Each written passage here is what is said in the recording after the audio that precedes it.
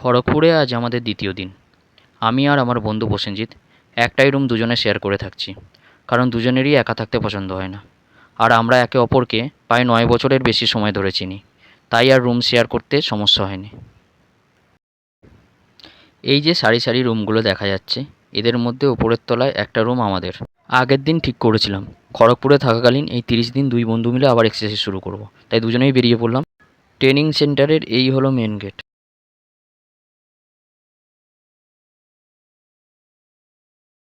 আমাদের ক্যাম্পাসে জল না থাকায় অডিটোরিয়াম রুমের কাছ থেকেই জল ভরে নিলাম। দুজনে মিলে প্রথম দিন কিছু ফ্রি হ্যান্ড এক্সারসাইজ করে নিলাম।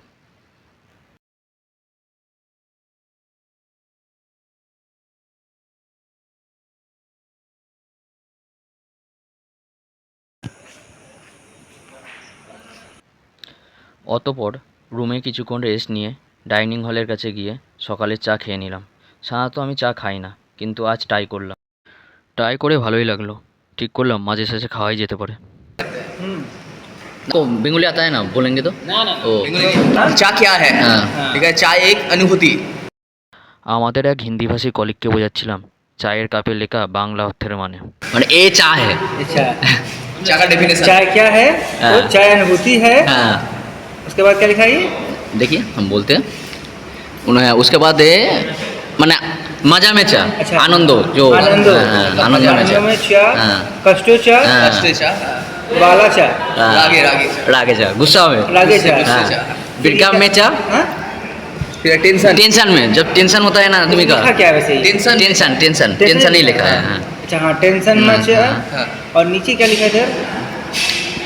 आपका डेट डेट जब लड़की के साथ जाते हैं ना आप, डेट में चा, और उसके बाद ब्रेकअप में चा। ब्रेकअप में चा, बात सही है। चाय पड़े चा।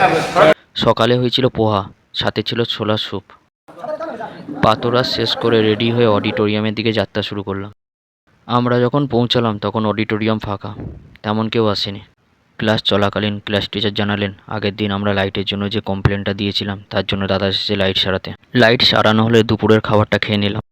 যেহেতু রবিবার ছুটি থাকে তাই ব্যাগ প্যাক করে বাড়ির উদ্দেশ্যে রওনা দিলাম। चलो बढ़िया।